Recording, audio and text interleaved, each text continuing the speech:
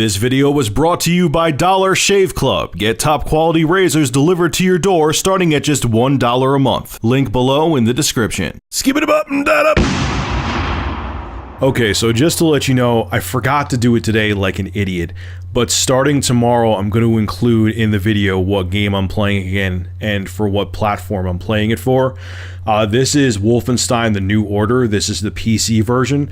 I'm enjoying the hell out of this game. I haven't had time really to play it until now. I played it a little bit before. You may have seen some gameplay of it, but I got more into it recording gameplay footage for today, and this game is amazing. It's fun as all hell, but the problem is I have a two gaming rigs, which they're actually mostly for work. I use them for, but they're two gaming rigs. I have a Core i7 3770K with an NVIDIA GeForce GTX 780, and I have another rig which I think I'm selling because I want to upgrade my Intel rig. I have an AMD rig with an FX 8350 that has a R9 290X in it, made by XFX, and this game, point being, as this game runs like absolute crap on both rigs. It's not optimized well, and the frame rate stutters and is all over the place. Anyway, point being is that, yes, I will put what game I'm playing and what platform it is in on my YouTube videos again from here on out.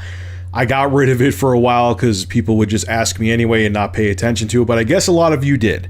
So you will see in the top, either left or right corner, what game I am playing and what platform it is for. But anyway, that's not the main point of this video, and sorry I wasted a little bit of your time. I just thought that needed to be explained. So this is another topic that I wanted to talk about for a while, but now I feel, after playing Wolfenstein: The New Order, I felt it was right to talk about. And after the mediocre reviews for Destiny and Watch Dogs not living up to the hype, or to people anyway, I haven't played enough Watch Dogs to form my own opinion on it. It seemed a little boring, but then again, I just haven't played enough, so it'd be kind of wrong to, judge it. But my question to you is, and I'm really asking you, I'm going to rant and give my opinion, but do you think just people, I'm not getting sick of gaming. Obviously, if I don't care how much I'm getting paid or how little I'm getting paid, if I'm sick of something, I will not stick to it. But I love gaming. I still think like Wolfenstein I had a blast with, and it's a plain Jane conventional first-person shooter, as conventional as they come. But I loved it. I think the gameplay is fantastic. But my question to you is, do you think that a big chunk of the gaming consumer, and the reason why, and do you think the reason why people complain a lot and game people are disappointed in a lot of the new games coming out, do you think people are just burnt out on games? Do you think people are just getting tired of games? Do you think that they're just getting tired of the status quo, or just getting burnt out on games in general, even if they are new and unique? Because it's I almost feel like developers can't win either way. Now I understand that franchises are milked to death, and I'm not going to disagree with that because there's a lot of them that are. Call of Duty is the first one that comes to mind. That if Call of Duty was a cow and someone was milking those udders, there'd be powder coming out of them. They're milking the Call of Duty franchise like you would not believe. But especially in the indie community, you're seeing indie developers, I should say, you're seeing a lot of innovation, and it's weird. The same consumers who are sick of the AAA games also are shitting on the indie games. It's kind of like, what will make people happy if you think about it? Because people are like, oh, another first-person shooter. Oh, Destiny's just another first-person shooter with MMO RPG elements. Oh, Wolfenstein's just another first-person shooter. They need to do something different. And then when you offer them something different, you give it to, like, some indie dev makes a brilliant game and offers it to them on a silver platter. Oh, what's this hipster indie bullshit? I need something AAA. I need the action. I need this and I need that. And it's the same person. It's like, dude, I think you need to take a Solid Rev said it a while back. It was funny. I actually like this game that he used as an example.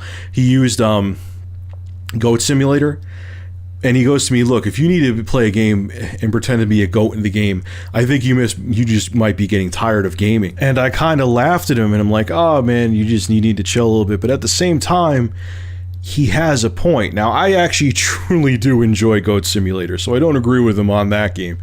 But I really feel it's kind of like people, it's almost like a bunch of crackheads who are now addicted to the crack and just need the crack to sustain themselves. They're not getting high anymore.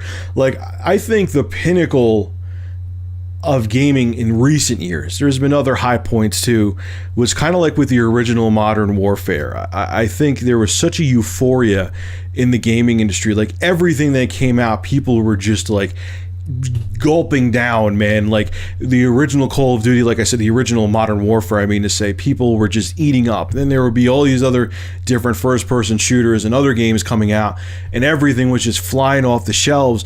And I think people almost overdosed on gaming.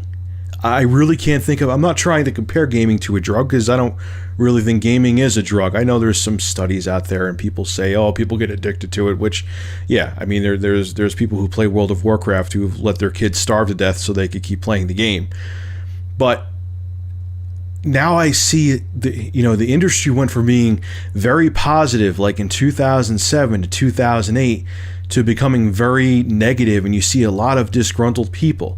Now, on the flip side of that, I'm going to kind of be the devil's advocate.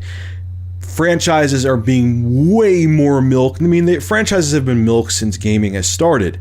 I mean, you could go back and you have developers who would copy other games and just change a name and change a couple things in them. I always think of Casey Munchkin for the Magnavox Odyssey, which was ruled in court to be a ripoff of Pac-Man. But it has to be said that franchises are way more milked now. I mean, look at Assassin's Creed, look at Call of Duty, Battlefield, which it was funny, the developers of Battlefield DICE said, oh, there won't be another Battlefield for every year, and then they come out with Battlefield Hardline a year after they're coming out with Battlefield Hardline, a year after Battlefield 4 was released.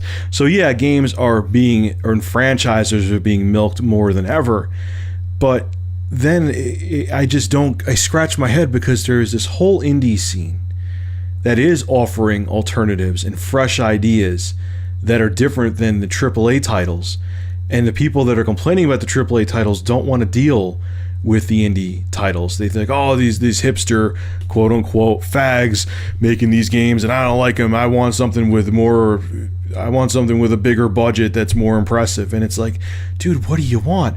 You're not happy with the AAA stuff. You're not happy with the original alternatives. Maybe you just need to either quit gaming or take a break from it.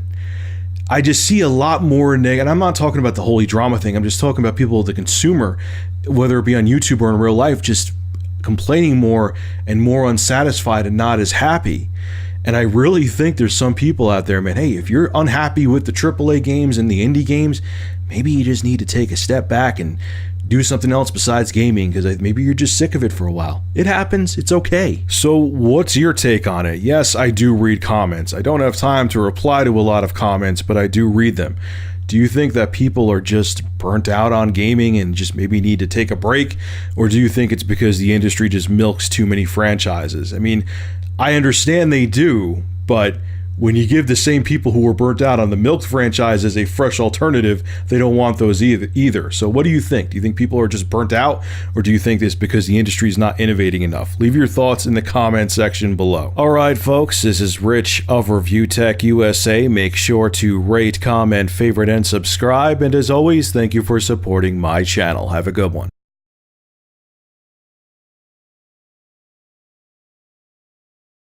The preceding video was brought to you by Big Cheese's YouTube channel. For gameplay reviews, gaming music, and vlogs, subscribe to Big Cheese VG. Link below in the description.